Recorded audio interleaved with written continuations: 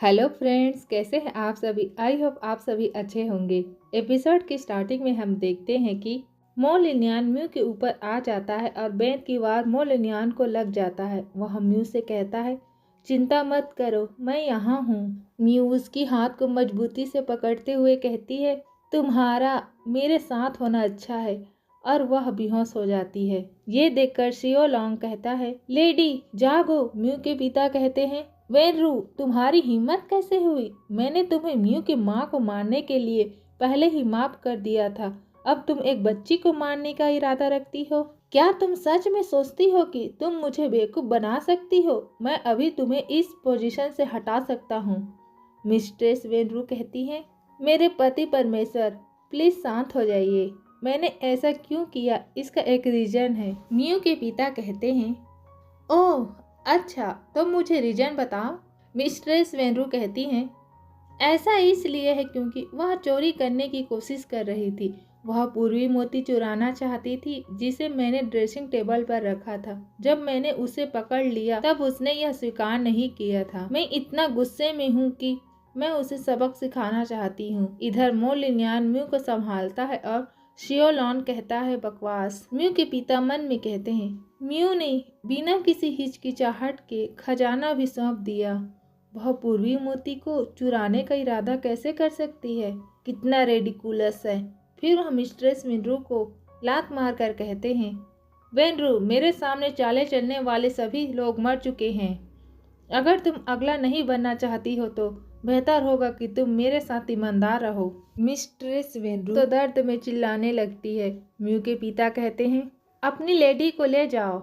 शियोलॉन्ग कहता है, हाँ जी, तुम घायल हो, लेडी को मुझे उठाने दो। मोलिनियन तो म्यू को और टाइट पकड़कर मन में कहता है, लकीली वह वार अभी तक उस पर नहीं पड़ा। मोलिनियन अपना सिर हिलाकर इशारा करता है कि कोई बात नहीं, और जाते हुए मन में कहता है, मिस्ट्रेस सहित कोई भी म्यू को चोट नहीं पहुंचा सकती।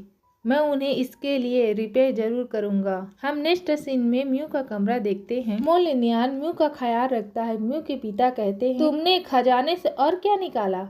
मोलिनियन न में सिर हिलाता है।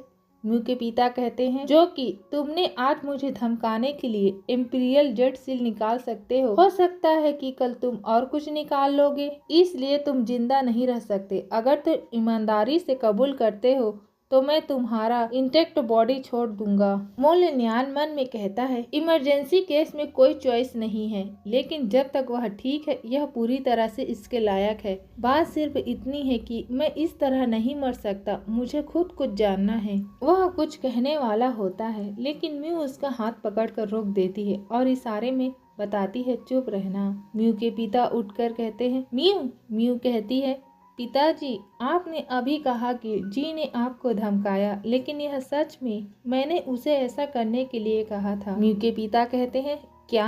म्यू एक्टिंग करते हुए कहती है, अगर मैंने ऐसा नहीं किया होता तो पिताजी मुझे इतनी जल्दी कैसे बचा पाती? म्यू के पिता गुस्से में कहते हैं, तुम उस केस में भी इसे नहीं ले सकते। मुझे धमकाने के लिए इसका यूज करने का मेंशन ना करे। क्या तुम जानती हो कि वह क्या है? म्यू कहती है, मुझे नहीं पता यह क्या है, मैंने बस यही सोचा कि यह इतना अच्छा दिख रहा है कि मैं इसे इसके साथ खेलना चाहती हूँ। मैं सचमुच कुछ और नहीं चाहती थी।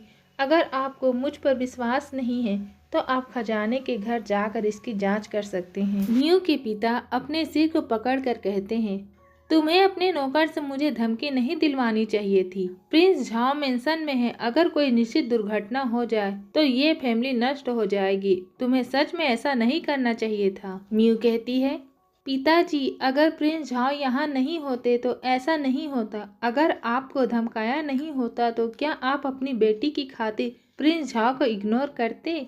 अगर जी न होता तो मैं आज मर गई होती।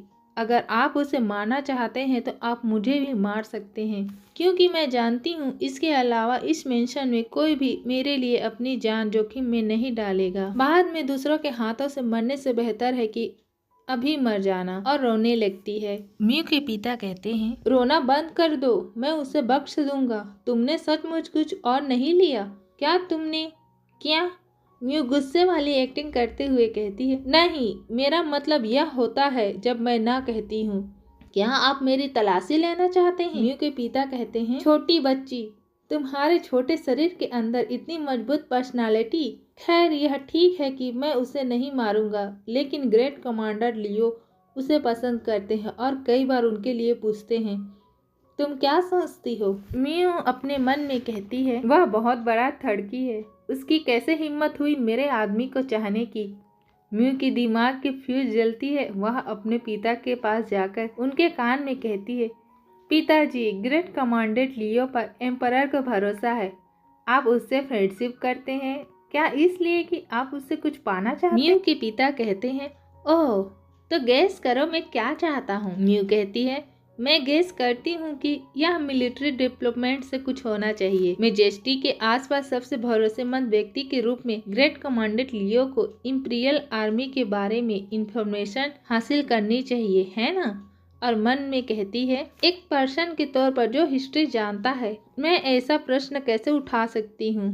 म्यू कहती है, मैं चाहती हूँ कि आप पहले ग्रेट कमांडेंट लियो को पद से हटा दें ताकि उसे सस्पेंड रखा जा सके। कुछ समय बाद जब समय आएगा, आप जो चाहते हैं उसे चुराने के लिए मैं पर्सनली तौर पर उसे आपके ग्रेट कमांडेंट के पास भेजूंगी। मो लिनयुआन मन में कहता है, क्या मुझे क्यों दूर भेज रही हो? सो फ्रेंड्स, यह एपिसोड यहीं खत्म करते हैं। नेक्स्ट एपिसोड में देखेंगे कि क्या तियान म्यू को चोट पहुंचा पाएगा या नहीं। अगर आपको यह एपिसोड अच्छा लगा हो तो लाइक कमेंट जरूर करें और मेरे चैनल को सब्सक्राइब करना ना भूलें। Bye bye friends.